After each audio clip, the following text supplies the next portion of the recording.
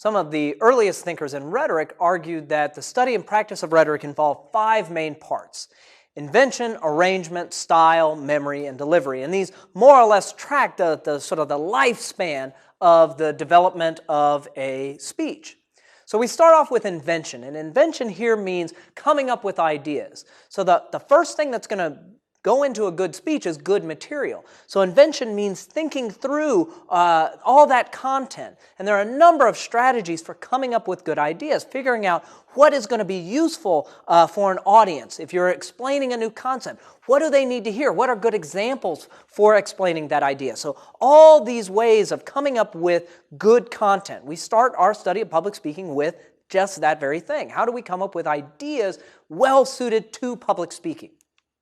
Once we've got those ideas, we need to think in terms of, well, how do we arrange these in a way that's going to be easy for an audience to follow along with? So on any given topic, how much background information do you need to give for this particular audience? How should you arrange the points? What's the sort of the narrative flow, or what's the organizational pattern that should drive those key ideas? How long should the introduction be? All of these are questions about how that audience is going to experience the time of your speech. And in many ways, arranging a speech is much more difficult than arranging an essay, because in an essay, the audience controls that communique, right? If they forgot something or if they lost their place, they can go back. They can flip the page back. But they don't have that as a listener to a speaker. The audience member must listen to the speaker's flow of information in chronological time. So, you have to make decisions about how an audience member can easily follow along with that information. So invention, arrangement, style. Here we're putting words to the ideas. So obviously some speeches are stylistically rich. So Abraham Lincoln's Gettysburg Address would be a good example of this. And some speeches are more stylistically plain, so let's say a business presentation. Yet both of those have a style. And in fact, the decisions about style need to be worked in tandem with who that audience is and what that topic is. So you need to think strategically about the style you're using based on what's going to be useful for that audience. Right? If it's too complex, without a doubt, everybody here listening to this has probably been in a presentation where the speaker had so much jargon it was impossible to follow along with. That's a stylistic choice, and often it's a bad stylistic choice to put in too much jargon in a presentation. So invention, arrangement, style, memory. So, here we're talking about memory as sort of remembering your planning, remembering your orientation.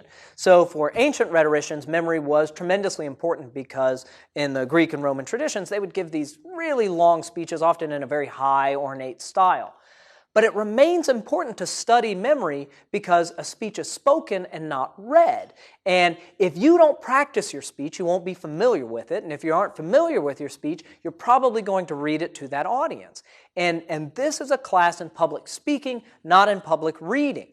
And so you really shouldn't try to memorize your speeches word for word. In most cases, that's only going to exacerbate any fear you have about public speaking. But you should know the main parts of your presentation. And this often comes down to a matter of knowledge and practice. So you need to know that material well enough so that you can talk about the topic intelligently. That's sort of an invention category. But you also need to practice through the speech enough so that you know how to explain this topic to this particular audience. That's sort of arrangement and style. But all of that comes together by understanding practice, by remembering what is the orientation of your speech, so you don't have to read it off of a card to us. And then finally, invention, arrangement, style, memory, and delivery. Final part of study of public speaking is the one that people fear the most, right? And that's standing up in front of an audience and actually delivering the speech. But, one of the things to know here is if you kind of have all those other canons down, the delivery part probably won't give you that many headaches. If you've got excellent ideas arranged clearly, spoken in an exciting and accessible style, and you know the content deeply, well, delivery is going to be less of a concern.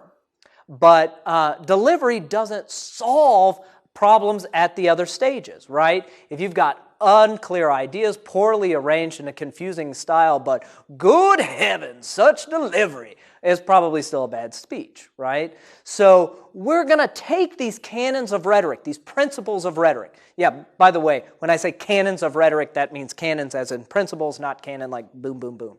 So we'll take these canons of rhetoric as guides for composing speeches that are good, creating speeches that are good. And because they're good, they can be delivered well. These very much work together. More to the point, these canons of rhetoric help organize our time. So you'll notice in each speech assignment, we followed the basic pattern. We'll start off with an overview to the assignment, and then we'll talk about invention.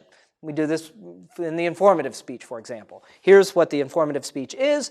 Here's some invention guides for informative speaking, how to figure out what you're going to organize the talk around, the evidence, the examples, the ideas in that talk. Then we'll move on and talk about arrangement for that particular type of speech. Then we'll look at style. What are some models for style for that type of informative speaking?